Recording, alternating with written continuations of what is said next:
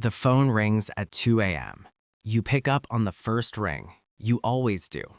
The voice on the other end is one of the most recognizable in America, a man whose face is on every television screen, a man millions of people would follow off a cliff, and right now he is begging, not asking, begging, because he just found out something very simple. Without you, he cannot win. Without you, he does not exist. My name has never been in a headline. My face has never been on a debate stage. I have never shaken a hand at a rally or kissed a baby in Iowa. But I have put 5 men in the White House, and I have personally ended the careers of 3 others who forgot whose phone calls they needed to return.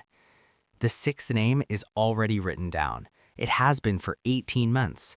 Tonight, I am going to show you exactly how this works, and I promise you, by the time this is over, you will never look at an election the same way again.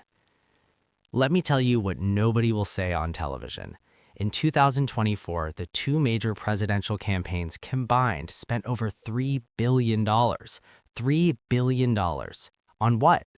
On convincing you that your vote is the most powerful thing in this country. It is a beautiful idea. It is also not entirely true. Political scientists Martin Gilens and Benjamin Page spent decades studying American policy outcomes and reached one conclusion. Economic elites and organized groups representing business interests have substantial independent impact on government policy, while average citizens have little to none. Someone has to sit at the center of that. That someone is me. I am not a lobbyist. I am not a senator. I am not elected, appointed, or confirmed by anyone. Washington calls people like me kingmakers, but that word is too romantic. What I actually am is a problem solver. And in this city, the biggest problem is always the same: getting the right person into the right seat before the wrong person gets there first. Stop. Let me tell you something right now that most people in this city would deny to their grave. I have sat in a room, one specific room, where 5 of the last 7 presidents were effectively chosen. Not nominated, not elected, chosen. The room is on the 47th floor of a building in Midtown Manhattan. No name on the door, no security visible, just 6 people around a table, the best steak you have ever eaten, and a conversation that never happened. I am going to take you into that room, but first, you need to understand how I got there. It starts long before any announcement. Most people think a presidential campaign begins when a candidate walks out on a stage and says, "I'm running." That moment is a press release. The real campaign started 18 months earlier in a conversation I had over breakfast with 3 people whose names you would recognize immediately. The zip code that produces more political donations than anywhere else in the United States is 10022, the Upper East Side of Manhattan. That one small patch of New York controls more of the presidential outcome than entire swing states, and I have had dinner with almost everyone in it. Here is how the machine actually works. Before a candidate is viable, before the media takes them seriously, before the party apparatus opens its doors, before a single poll is conducted, they need what this city calls a network signal. A network signal is when the right people start saying the right name in the right rooms, not publicly, never publicly, privately, quietly, casually. Have you spent any time with Senator X lately? Remarkable, man. Remarkable.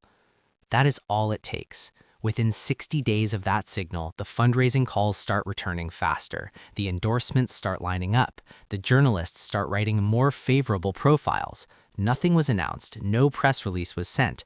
I simply mentioned a name 3 times to 3 people, and the machine started moving. Long before the majority of voters pay attention, the real kingmakers filter the presidential field and anoint the leading candidates, deciding who is a serious contender and who gets dismissed before the public is ever given a choice. I am the one doing the filtering. But here's the part that should make you uncomfortable. I also decide who falls. And I am very good at that too. There was a candidate 4 election cycles ago who was leading every national poll by double digits. Beloved, articulate, genuinely talented. He had one problem. He did not understand that the money came with a conversation attached. He thought the donations were donations. They were not donations. They were agreements. And when he broke the agreement, he was gone in 11 days. No scandal, no crime, no arrest. Just gone. The story that ended him was 3 paragraphs long, published in a mid-sized newspaper in a state he had already won. But it was the right 3 paragraphs at the right moment, placed by the right person. I am not telling you this to frighten you. I am telling you this because you deserve to understand what you are actually watching when you watch an election. The most dangerous thing in Washington is not a scandal. It is silence. When someone like me stops returning your calls, that is when you should be afraid. Back to the 2 a.m. phone call. The man on the other end of that line made the mistake that they all eventually make. He started believing that the crowd made him powerful. 50,000 people chanting your name will do something to a person. It makes them feel invincible. It makes them forget the conversation in the room on the 47th floor. He tried to make a side deal, a financial arrangement with a rival network, a group of people who want something that I have spent 15 years making sure never happens. He did not tell me. He thought I would not find out. He thought wrong. I found out on a Tuesday afternoon. I gave him until Thursday to call me. He called Wednesday night, which tells me he still has some instinct for survival. Good. Because here is the decision I now have to make.